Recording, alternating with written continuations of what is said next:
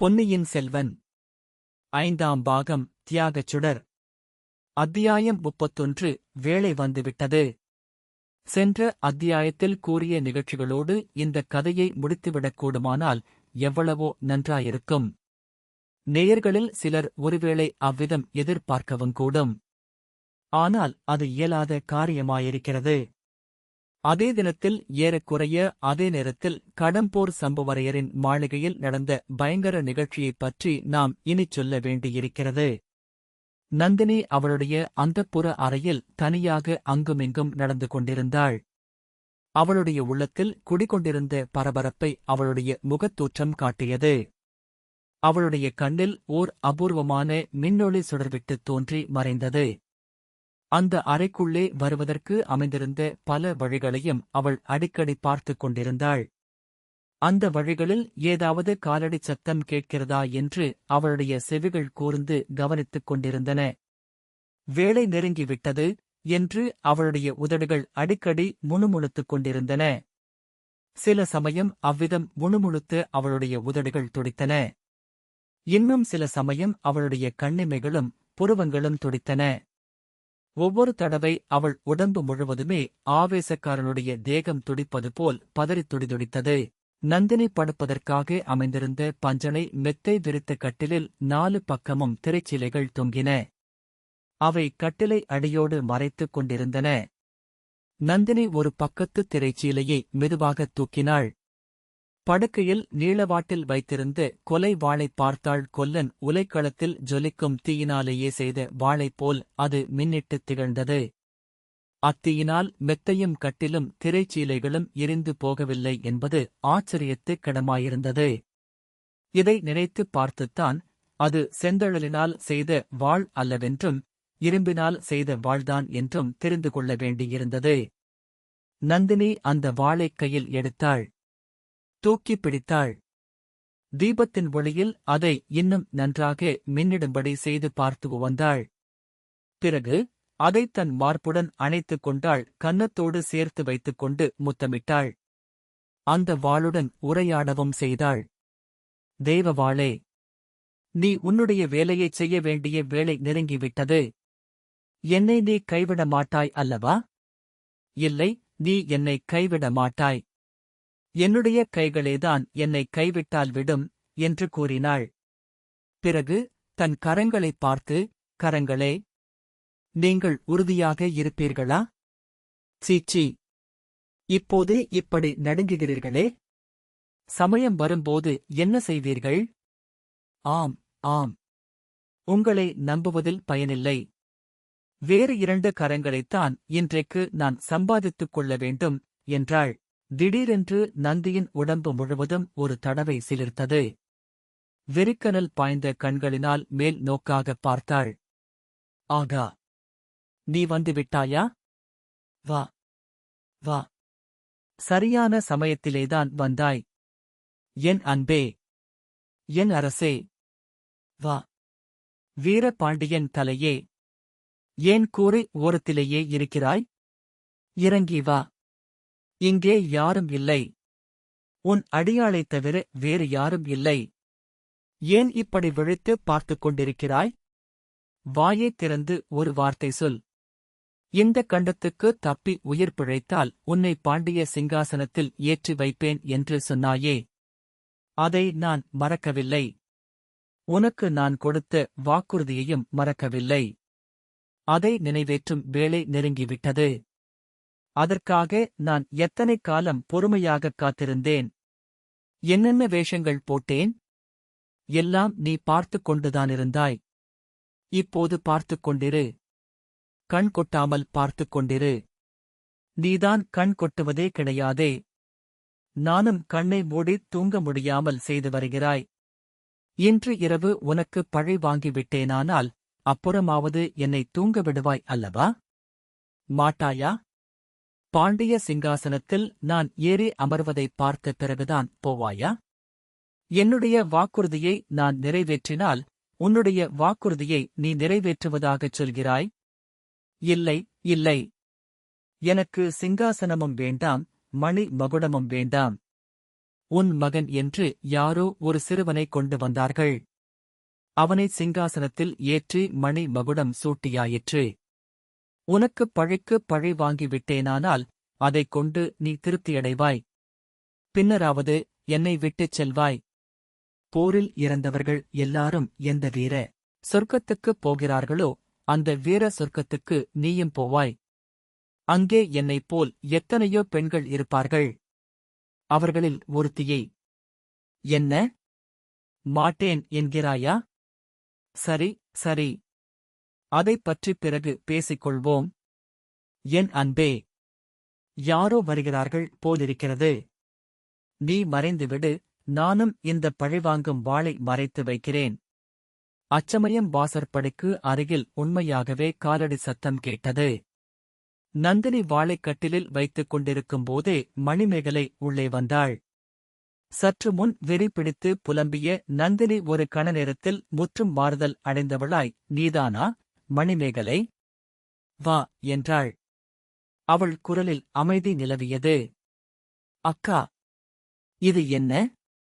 எப்போதும் வாளும் கையுமாகவே இருக்கிறீர்களே என்றாள் மணிமேகலை. பின் என்ன செய்வது? ஆண் பிள்ளைகள் இவ்வளவு தூர்த்தர்களாயிருந்தால் நாம் வாளைத் துணை கொள்ள வேண்டியதுதானே? தேவி, நான் ஒருத்தி துணை இருக்கிறேனே.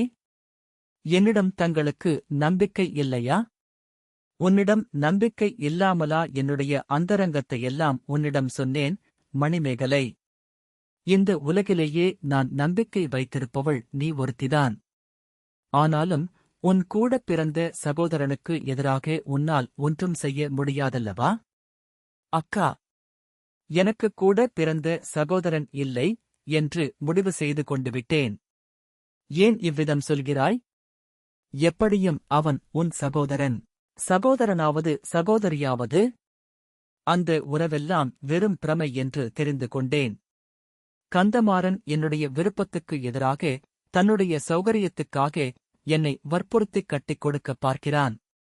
உண்மையான சகோதர பாசம் இருந்தால் இப்படி செய்வானா? தங்காய், உன்னுடைய நன்மைக்காகவே அவன் உன்னை இளவரசருக்கு மணம் செய்து கொடுக்க விரும்பலாம் அல்லவா? ஆமாம், என்னுடைய நன்மை தீமையை இவன் கண்டுவிட்டானாக்கும். உண்மையில் என்னுடைய நன்மையை அவன் கருதவே இல்லை அக்கா. ஈழம் முதல் வட பெண்ணை வரையில் பரந்த சோழ ராஜ்யத்தின் சிங்காசனத்தில் நீ பட்ட மகிழ்ச்சியாக வீற்றிருக்க வேண்டும் என்று உன் தமையன் விரும்புவது உன்னுடைய நன்மைக்கு அல்லவா? இல்லவே இல்லை. நான் தஞ்சாவூர் ராணியானால் இவன் முதன் மந்திரியாகலாம் அல்லது பெரிய பழுவேட்டரையரைப் போல் தனாதிகாரியாகலாம் என்ற ஆசைதான் காரணம் அக்கா. அக்கா என்று மணிமேகலை மேலே சொல்லத் தயங்கினாள். சொல் மணிமேகலை, உன் மனதில் உள்ளது எதுவானாலும் தாராளமாய்ச் சொல்லலாம். என்னிடம் உனக்குள்ள அன்பை குறித்து நீ சொன்னதெல்லாம் உண்மைதானே?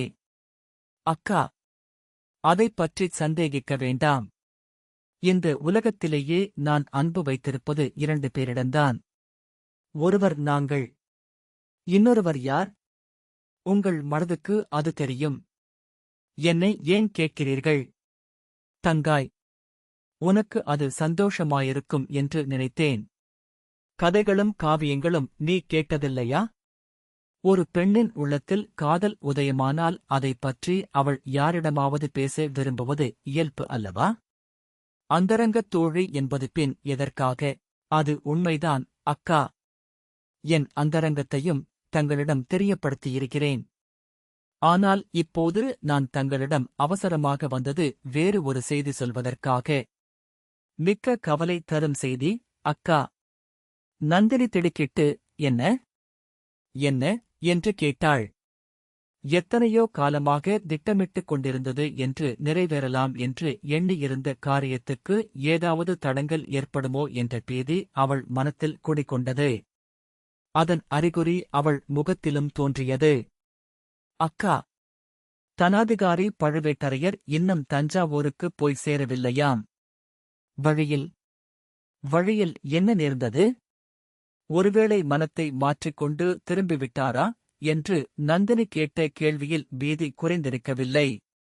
அப்படி அவர் திரும்பியிருந்தால் நன்றாயிருக்கும் அக்கா. அன்றைக்கு நாம் ஏரித்தீவில் இருந்தபோது புயல் அடித்ததல்லவா? அந்த புயல் கொள்ளிடத்திலும் அப்பாலம் ரொம்ப கடுமையாக அடித்ததாம். பழுவேட்டரையர் கொள்ளிடத்தில் படகில் சென்றபோது புயல் பலமாக இருந்ததாம். அப்புறம் என்று நந்தினி பரபரப்புடனேதான் கேட்டாள். ஆயினும் கவலைத் தொனி சிறிது குறைந்திருந்தது. அக்கரை சேரும் சமயத்தில் படகு கவிழ்ந்து விட்டதாம். ஐயோ! தப்பிக் கரை ஏறியவர்கள் கொள்ளிடக் கரையில் எங்கும் தேடிப் பார்த்தார்கள். தங்கள் கணவர் மட்டும் அகப்படவில்லை என்றாள் மணிமேகலை. இந்தச் செய்தியைக் கேட்டதும் நந்தினி விம்மி அழுவாள் என்று மணிமேகலை எதிர்பார்த்து அவளுக்கு ஆறுதல் சொல்லத் தயாராயிருந்தாள். ஆனால் நந்தினியோ அப்படியொன்றும் செய்யவில்லை. சிறிதும் படபடப்பு காட்டாமல் அவநம்பிக்கை தொனித்த குரலில், இந்தச் செய்தி உனக்கு எப்படித் தெரிந்தது என்றாள். பழுவேட்டரையரோடு போன ஆட்களில் ஒருவன் திரும்பி வந்திருக்கிறான். அவன் என் தமையனிடம் சொல்லிக் கொண்டிருந்தான். நானே என் காதினால் கேட்டேன். அக்கா, தங்களிடம் இந்தச் செய்தியை எப்படித் தெரிவிப்பது என்று என் தமையன் தயங்கி இளவரசரிடம் யோசனை கேட்டுக் கொண்டிருந்தான். நான் எப்படியாவது தங்களிடம் சொல்லிவிடுவது என்று ஓடி வந்தேன். இவ்விதம் கூறிய மணிமேகலை துயரம் தாங்காமல் விம்மத் தொடங்கினாள். நந்தினி அவளைக் கட்டி அணைத்துக் கொண்டு, என் கண்ணே, என்னிடம் நீ எவ்வளவு அன்பு வைத்திருக்கிறாய் என்று தெரிந்து கொண்டேன். ஆனால் நீ வருத்தப்பட வேண்டாம் என்றாள். மணிமேகலை சிறிது வியப்புடனேயே நந்தினியை நிமிர்ந்து பார்த்தாள். இவளுடைய நெஞ்சு எவ்வளவு கல் நெஞ்சு என்று அவள் மனத்தில் தோன்றிய எண்ணத்தை நந்தினி தெரிந்து கொண்டாள். தங்காய், திக்கச் செய்தியைக் கூறி எனக்கு ஆறுதல் சொல்லுவதற்காக நீ ஓடி வந்தாய். ஆனால் உனக்கு நான் தேறுதல் கூற வேண்டியிருக்கிறது. நீ வருத்தப்பட வேண்டாம். என் கணவருடைய உயிருக்கு ஆபத்து ஒன்றும் வரவில்லை என்பது நிச்சயம். அப்படி ஏதாவது நேர்ந்திருந்தால் என் நெஞ்சே எனக்கு உணர்த்தியிருக்கும். அதனாலேதான் நான் கவலைப்படவில்லை. ஆனால் நீ கேள்விப்பட்டதை இன்னும் விவரமாய்ச் சொல். என் மனத்தில் வேறொரு சந்தேகம் உதித்திருக்கிறது. என்ன சந்தேகம், அக்கா? உன் தமையனும் அந்த பல்லவ பார்த்திபேந்திரனும் சேர்ந்து என் கணவருக்கு ஏதேனும் கெடுதல் செய்ய திட்டமிட்டிருக்கிறார்களோ என்று எண்ணுகிறேன். அதற்கு முன் ஜாக்கிரதையாக இம்மாதிரி ஒரு செய்தியை அவர்களே தயாரித்திருக்கலாமல்லவா? எனக்கு விளங்கவில்லை, அக்கா. அவர்கள் ஏன் பழுவேட்டரையருக்கு தீங்கு செய்ய வேண்டும்? நீ பச்சை குழந்தையாகவே இருக்கிறாய், மணிமேகலை. உன் தமையனும் பார்த்திபேந்திரனும் என்பீது தோர் எண்ணம் கொண்டிருக்கிறார்கள் என்று நான் சொல்லவில்லையா? அதற்காகத்தான் இந்த வாளை எப்போதும் அருகிலேயே வைத்துக் கொண்டிருக்கிறேன் என்றும் சொல்லவில்லையா? சொன்னீர்கள். அதனால் கந்தமாறனை இனிமேல் என் தமையன் என்று சொல்ல வேண்டாம் என்றும் கேட்டுக்கொண்டேன். அந்தப் பாதகனை என் உடன் பிறந்தவனாக நான் இனிக் கருத மாட்டேன். இருந்தாலும் அவர்கள் பழுவேட்டரையருக்கு ஏன் தீங்கு செய்ய வேண்டும்? தங்காய், இது கூடவா நீ தெரிந்து கொள்ள முடியவில்லை? கிழவரை கலியாணம் செய்து கொண்டு தவிக்கும் நான், அவர் போய்விட்டால் மனத்திற்குள் சந்தோஷப்படுவேன். பிறகு அவர்களுடைய துர்நோக்கத்துக்கும் இணங்குவேன் என்றுதான். உன் தமையன் இப்படிப்பட்டவன் என்று தெரிந்திருந்தால் அவனை என் வீட்டில் வைத்திருந்து சகோதரனைப் போல் கருதிப் பணிவிடை செய்திருக்க மாட்டேன். யமலோகத்தின் வாசல் வரை சென்றவனைக் காப்பாற்றியிருக்க மாட்டேன். அக்கா, இனி நான் தங்களை விட்டு ஒரு கணமும் பிரிய மாட்டேன். அந்த இருவரில் ஒருவர் இங்கு வந்தால் என்னுடைய கையாலேயே அவர்களைக் கொன்றுவிடுவேன். மணிமேகலை, அந்தக் கவலை உனக்கு வேண்டாம். என்னை நானே காப்பாற்றிக் கொள்வேன். கந்தமாறனும் பார்த்திபேந்திரனும் என் அருகில் நெருங்கினால் என்றும் மறக்காதபடி அவர்களுக்கு புத்தி கற்பித்து அனுப்புவேன். அவர்களிடம் எனக்கு சிறிதும் பயமில்லை. முரட்டு இளவரசரைப் பற்றி மட்டும்தான் கொஞ்சம் பயம் இருந்தது. நல்ல வேளையாக அந்த அபாயத்தினின்று என்னை நீயே காப்பாற்றிவிட்டாய். நான் தங்களைக் காப்பாற்றினேனா? அது எப்படி? இளவரசரின் உள்ளத்தை நீ கவர்ந்து விட்டாய் என்பதை அறியவில்லையா, மணிமேகலை? வானர் குலத்து வீரரை கையை பிடித்து இழுத்து அப்பால் தள்ளிவிட்டு உன்னை அவர் ஏரித் தண்ணீரிலிருந்து எடுத்துக் காப்பாற்றியதன் காரணம் என்ன? அதற்குப் பிறகும் அவரை நான் கவனித்துக் கொண்டுதான் வருகிறேன். உன் மனதிற்கு அது தெரியவில்லையா, மணிமேகலை? தெரியாமல் என்ன? தெரிந்துதானிருக்கிறது. இளவரசரை நினைத்தாலே எனக்கு பயமாயிருக்கிறது. அவர் அருகில் வந்தால் என் உடம்பு நடுங்குகிறது. என் தமையன் என்று சொல்லிக் கொள்ளும் கிராதகன் இருக்கிறான் அல்லவா? அவன் வேறு ஓயாமல் என் பிராணனை வாங்கிக் கொண்டிருக்கிறான். இளவரசரை நீ மணந்து கொள்ள வேண்டும் என்றுதானே? ஆம், தனியாக என்னை ஒரு கணம் பார்த்தால் போதும், உடனே எனக்கு அவன் உபதேசம் செய்ய ஆரம்பித்து விடுகிறான். அவனுடைய தொந்தரவுக்காகவே. அவனுடைய தொந்தரவுக்காக இளவரசரை மணந்து கொண்டு விடலாம் என்று முடிவு செய்துவிட்டாயா? தாங்கள் கூட இவ்விதம் சொல்லுகிறீர்களே என்று மணிமேகலை விம்மி அழத் தொடங்கினாள். அவளுடைய கண்களில் கண்ணீர் அருவி பெருகிற்று. நந்தினி அவளை சமாதானப்படுத்தினாள். ஏதோ விளையாட்டுக்காகச் சொன்னேன். அதற்காக இப்படி அழ ஆரம்பித்து விட்டாயே என்று சொல்லிக் கண்ணீரை துடைத்தாள். மணிமேகலை சிறிது சமாதானம் அடைந்ததும், என் கண்ணே, உன் மனத்தை நன்றாக சோதித்து பார்த்து பதில் சொல். உண்மையாகவே நீ இளவரசர் கரிகாலரை விரும்பவில்லையா? அவரை மணந்து கொண்டு சோழ சாம்ராஜ்யத்தின் பட்டமகிழ்ச்சியாக இருக்க ஆசைப்படவில்லையா என்றாள் நந்தினி. ஒரு தடவை கேட்டாலும் 100 தடவை கேட்டாலும் என் பதில் ஒன்றுதான். அக்கா, அந்த ஆசை எனக்கு கிடையவே கிடையாது. வாணர் குலத்து வந்தியத்தேவரிடம் உன் மனத்தை பறிகொடுத்திருக்கிறாய் என்பதும் உண்மைதானே? ஆம் அக்கா. ஆனால் அவருடைய மனது எப்படி இருக்கிறதோ? அவருடைய மனது எப்படி இருந்தால் என்ன? அவர் உயிரோடிருந்தால் அல்லவா அவர் மனத்தைப் பற்றி கேட்க வேண்டும்? மணிமேகலை திடுக்கிட்டு, என்ன சொல்கிறீர்கள் அக்கா என்றாள். மணிமேகலை, நீ இன்னும் உண்மையைத் தெரிந்து கொள்ளவில்லை. உன்னுடைய நிலைமையையும் உன் அன்புக்குரியவனுடைய நிலைமையையும் உணரவில்லை. என்னைப் பற்றி நீ கவலைப்படுகிறாய், என் கணவரைப் பற்றி கவலைப்படுகிறாய். எங்களைப் பற்றி உண்மையில் கவலைப்பட வேண்டியதே இல்லை. என் கணவர் எப்பேற்பட்டவர் என்பது உனக்குத் தெரியும். அவர் வாயசைந்தால் இந்த நாடே அசையும். சுந்தரச் சோழ சக்கரவர்த்தி அவர் இட்ட கோட்டை தாண்ட மாட்டார். என் கணவர் வார்த்தைக்கு மாறாக முதன் மந்திரி வார்த்தையையும் கேட்க மாட்டார். அவருடைய சொந்தப் பெண்டு பிள்ளைகளின் பேச்சுக்கும் செவி கொடுக்க மாட்டார். பழுவேட்டரையரை வயதான கிழவர் என்று உன் தமையனைப் போன்ற மூடர்கள் எண்ணிப் பரிகாசமும் செய்து கொண்டிருக்கிறார்கள். ஆனால் அவர் ஒரு மூச்சு விட்டால் உன் தமையனையும் பார்த்திபேந்திரனையும் போன்ற 100 வாலிபர்கள் மல்லாந்து விழுவார்கள். ஆகையால் பழுவேட்டரையருக்கு யாரும் தீங்கு செய்துவிட முடியாது. என் கண்ணே, என்னை காப்பாற்றிக் கொள்ளவும் எனக்குத் தெரியும். இதைக் காட்டிலும் எத்தனையோ இக்கட்டான நிலைமைகளில் என்னை நான் காப்பாற்றிக் கொண்டிருக்கிறேன். உண்மையாகவே இப்போது நான் கவலைப்படுவதெல்லாம் உன்னைப் பற்றித்தான். இந்தப் பெண் நம்மிடம் இவ்வளவு அன்பு வைத்திருக்கிறாளே, இவளுக்கு ஒன்றும் நேராமலிருக்க வேண்டுமே என்று கவலைப்படுகிறேன். நீ இந்த அறைக்குள் சற்றுமுன் வந்தபோது கூட உன்னைப் பற்றித்தான் சிந்தித்துக் கொண்டிருந்தேன். தாங்கள் சொல்வது ஒன்றும் புரியவில்லை அக்கா. எனக்கு அப்படி என்ன அபாயம் வந்துவிடும்? பேதைப் பெண்ணே, வேண்டாத புருஷனுக்கு வாழ்க்கைப்படுவதைக் காட்டிலும் பெண்களுக்கு நேரக்கூடிய அபாயம் வேறு என்ன இருக்க முடியும்? அது ஒரு நாளும் நடவாத காரியம். உன் தமையன் உன்னை இளவரசருக்கு மணம் செய்விப்பது என்று தீர்மானம் செய்துவிட்டான். உன் தந்தையும் சம்மதித்து விட்டார். அவர்களுடைய தீர்மானமும் சம்மதமும் என்னை என்ன செய்யும்? நான் சம்மதித்தால்தானே இப்படி குழந்தை போல் பேசுகிறாய்? சிற்றரசர் குலத்துப் பெண்களை கலியாணம் செய்து கொடுப்பது அந்தப் பெண்களின் சம்மதத்தைக் கேட்டுக்கொண்டுதான் உலகத்தில் நடைபெறுகிறதா? அதிலும் மூவுலகையும் ஆளும் சக்கரவர்த்தியின் மூத்தகுமாரர், பட்டத்துக்கு இளவரசர் உன்னை மணந்து கொள்ள விரும்பினால் அதற்கு யார் தடை சொல்ல முடியும்? ஏன், என்னால் முடியும்.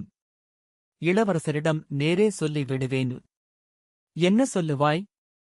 அவரை மணந்து கொள்ள எனக்கு இஷ்டம் இல்லை என்று சொல்வேன். காரணம் கேட்டால் உண்மையான காரணத்தைத்தான் சொல்வேன். என் மனம் அவருடைய சிநேகிதர் வல்லவரையரிடம் ஈடுபட்டுவிட்டது என்று சொல்வேன். பேதைப் பெண்ணே, இதை நீ சொல்லவே வேண்டாம். அவர்களுக்கு ஏற்கனவே தெரிந்திருக்கிறது. தெரிந்திருந்தால் என்னை ஏன் வற்புறுத்துகிறார்கள்? அப்படி அதிகமாக வற்புறுத்தினால் இதோ நானும் ஒரு கத்தி வைத்திருக்கிறேன் அக்கா என்று சொல்லி மணிமேகலை தன் இடுப்பில் செருகியிருந்த சிறிய கத்தி ஒன்றை எடுத்துக் காட்டினாள். என் அருமை தங்கையே, உன் அறியாமையைக் கண்டு ஒரு பக்கம் எனக்கு அழுகை வருகிறது, இன்னொரு பக்கம் சிரிப்பும் வருகிறது. அப்படி என்ன நான் உளறிவிட்டேன் அக்கா? உன்னை யாரோ வற்புறுத்தப் போவதாக எண்ணியிருக்கிறாய். உன்னுடைய சம்மதத்தை கேட்பார்கள் என்றும் நினைத்திருக்கிறாய். அவ்விதம் ஒன்றும் அவர்கள் செய்யப் போவதில்லை. நீ இளவரசரை மணந்து கொள்ளத் தடையாயிருக்கிற காரணத்தை நீக்கிவிடப் போகிறார்கள். என்ன சொல்லுகிறீர்கள்? நீ யாரிடம் உன் மனத்தை பறி கொடுத்திருக்கிறாயோ அவருடைய உயிருக்கு அபாயம் நெருங்கியிருக்கிறது என்று சொல்லுகிறேன். ஐயையோ, உன் தமையன் ஏற்கனவே அவருடைய பழைய சிநேகிதன் மீது துவேஷம் கொண்டிருக்கிறான். இந்த அரண்மனையில் சில மாதங்களுக்கு முன்னால் சிற்றரசர்கள் கூடிச் செய்த சதியாலோசனையைப் பற்றி இளவரசரிடம் சொல்லிக் கொடுத்து விட்டான் என்று அவனுக்குக் கோபம். தன் முதுகிலே குத்திக் கொல்ல முயற்சித்ததாக வேறு குற்றம் சாட்டிக் கொண்டிருக்கிறான். வேறொரு காரணத்தினால் பார்த்திபேந்திரனுக்கும் உன் காதலன் பேரில் அளவில்லாத கோபம். இவர்களுடைய கோபம் அவரை என்ன செய்துவிடும்? அக்கா, அவர் சுத்த வீரர் அல்லவா? சுத்த வீரராயிருந்தால் என்ன? திடீரென்று சூழ்ந்து கொள்ளும் பல கொலைகாரர்களுக்கு மத்தியில் கையில் ஆயுதம் ஒன்றும் இல்லாத ஒரு சுத்த வீரன் என்ன செய்ய முடியும்? ஐயோ, அவரைக் கொன்று விடுவார்கள் என்றா சொல்லுகிறீர்கள்? கொல்லமாட்டார்கள். கண்டதுண்டமாக வெட்டி நரிகளுக்கும் நாய்களுக்கும் போட்டு விடுவார்கள். ஐயோ, என்ன கர்ண கடூரம்! கேட்பதற்கே உனக்கு கடூரமாயிருக்கிறதே. உண்மையில் நடந்துவிட்டால் என்ன பாடுபடுவாய்? அக்கா, இப்போதே என் உயிரும் உள்ளமும் துடிக்கின்றன. நிஜமாக அப்படியும் செய்து விடுவார்களா? அவர் இளவரசருடைய அத்தியந்த சிநேகிதர் ஆயிற்றே. அத்தியந்த சிநேகிதர்கள் கொடிய பகைவர்களாக மாறுவதைப் பற்றி நீ கேட்டதில்லையா தங்காய்? உன் தமையனும் பார்த்திபேந்திரனும் அப்படியெல்லாம் இளவரசரிடம் தூபம் போட்டு விட்டிருக்கிறார்கள். சண்டாளர்கள்! இதெல்லாம் தங்களுக்கு எனக்கு எப்படித் தெரிந்தது என்றுதானே கேட்கிறாய்? இன்று பகலில் பார்த்திபேந்திரன் என்னிடம் விடைபெற்று செல்லும் வியாஜ்யத்தை வைத்துக் கொண்டு வந்திருந்தான். அந்தப் பாதகன் எங்கே போகிறான்? அதிக தூரம் போகவில்லை. திருக்கோவலூர் கிழவன் மலையமான் ஒரு பெரிய சைனியத்தை திரட்டிக்கொண்டு இந்த ஊரை நோக்கி வந்து கொண்டிருக்கிறான் என்று நீ கேள்விப்பட்டாய் அல்லவா? கேள்விப்பட்டேன். அது என்னத்திற்காக என்று ஆச்சரியப்பட்டேன். அதுவும் உன் நிமித்தமாகத்தானாம். இன்று மத்தியானம் இளவரசர் அதைப் பற்றி பிரஸ்தாபித்தாராம். மணிமேலையை எனக்கு மணம் செய்து கொடுக்காவிட்டால் மலையமான் சைன்யம் வந்தவுடன் இந்தக் கோட்டை, அரண்மனை எல்லாவற்றையும் தகர்த்து தரைமட்டமாக்கிவிடப் போகிறேன் என்றானாம். அப்போதுதான் உன் தமையன் அதற்கு தடையாயிருப்பது நாங்கள் அல்ல, உங்கள் சிநேகிதன் வந்தியத்தேவன்தான் என்றாராம். அந்தத் தடையை நீக்க உங்களால் முடியாதா என்று இளவரசர் கேட்டாராம். கட்டளை அளித்தால் முடியும் என்றானாம் உன் அண்ணன். என் அருமைச் சகோதரி, பார்த்திபேந்திரனிடம் மேலும் பேச்சு கொடுத்து சில விவரங்களை அறிந்தேன். உன் ஆரியர் காதலனுடைய உயிருக்கு ஆபத்து நெருங்கியிருப்பது நிச்சயம். நீ உடனே முயற்சி எடுக்காவிட்டால் கலியாணம் ஆவதற்கு முன்பே கணவனை இழந்து விடுவாய் என்றாள் நந்தினி. இதைக் கேட்ட மணிமேகலையின் உடலும் உள்ளமும் துடிதுடித்ததில் வியப்பு ஒன்றும் இல்லை அல்லவா? ஐயோ, அவருக்கு எப்படியாவது உடனே எச்சரிக்கை செய்ய வேண்டுமே என்று தட்டுத் தடுமாறிக்கொண்டே கூறினாள். எச்சரிக்கை செய்யலாம், ஆனால் உன் காதலன் சுத்த வீரன் என்று நீ தானே சற்று முன் கூறினாய். அவனுடைய உயிருக்கு அபாயம் என்று கேட்டுப் பயந்து ஓடிவிடுவானா? மாட்டான். இன்னும் அவனுடைய பிடிவாதம் அதிகமாகும் என்றாள் நந்தினி. தாங்கள்தான் யோசனை சொல்ல வேண்டும். என் தலை சுற்றுகிறது. என்ன செய்கிறது என்று தெரியவில்லை என்றாள் மணிமேகலை. நீ இங்கே வரும்போது அதைப் பற்றித்தான் யோசித்துக் கொண்டிருந்தேன். எனக்கும் ஒன்றும் புரியவில்லை.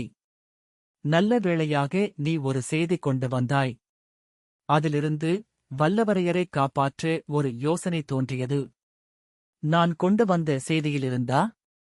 அது என்ன செய்தி? பழுவேட்டரையருடைய படகு கவிழ்ந்ததென்றும் பிறகு அவரைப் பற்றி தகவல் தெரியவில்லை என்றும் சொன்னாய் அல்லவா?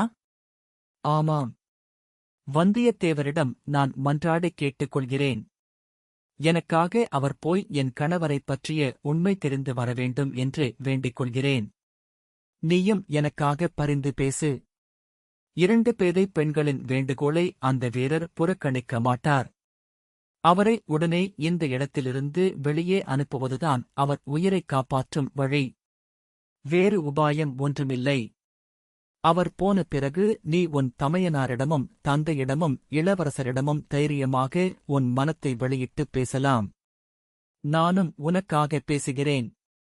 இஷ்டமில்லாத பெண்ணை வற்புறுத்துவது சோழ குலத்தில் பிறந்தவர்களுக்கு அழகு அல்ல என்று சொல்லுகிறேன். தங்கள் பேச்சையும் அவர்கள் கேட்காவிட்டால் என் கையில் கத்தி இருக்கிறது. சரி, சரி. இப்போது முதலில் உன் காதலரை வெளியேற்றிக் காப்பாற்ற முயல்வோம். அவர் இருக்குமிடம் உனக்குத் தெரியும் அல்லவா? நீ நேரில் அவரை பார்க்க முடியாவிட்டால் உன் தோழி சந்திரமதியை அனுப்பு. இல்லாவிடில் இடும்பன்காரியை அனுப்பு. எப்படியாவது அவரை இங்கே அழைத்துக் கொண்டு வா. அவர் போகச் சம்மதித்தாலும் இங்கே இருந்து எப்படி வெளியில் போவார்? அக்கா, என் அண்ணன் தடுத்து நிறுத்திவிட்டாள். உன் அண்ணனுக்கு ஏன் தெரிய வேண்டும்? மணிமேகலை, முதலில் அவர் இந்த அறைக்குள் வந்து உன்னை திடுக்கிடச் செய்தாரே, அந்தச் சுரங்க வழியிலேயே அனுப்பிவிட்டால் போகிறது. சீக்கிரம் போ, தங்காய். வந்தியத்தேவர் இனி இந்தக் கோட்டையில் இருக்கும் ஒவ்வொரு நிமிடமும் அவருடைய உயிருக்கு அபாயம் அதிகமாகும். உன் தமையன் ஏவம் கொலைகாரர்கள் எப்போது அவரை தாக்குவார்கள் என்று நமக்கு என்ன தெரியும்? இதோ போகிறேன், அக்கா. எப்படியாவது அவரை அழைத்துக் கொண்டுதான் திரும்பி வருவேன் என்று சொல்லிவிட்டு மணிமேகலை சென்றாள். அவளுடைய காலடிச் சத்தம் மறைந்ததும் பக்கத்திலிருந்த வேட்டை மண்டபத்தின் இரகசிய கதவை யாரோ தட்டுவது போன்ற சத்தம் கேட்டது. நந்தினி இரகசிய கதவின் அருகில் சென்று அதன் உட்கதவைத் திறந்தாள். இருட்டில் ஒரு கோரமான முகம் இலேசாகத் தெரிந்தது. மந்திரவாதி, வந்துவிட்டாயா என்றாள் நந்தினி. வந்துவிட்டேன், ராணி. வேளையும் வந்துவிட்டது என்றான் ரவிதாசன்.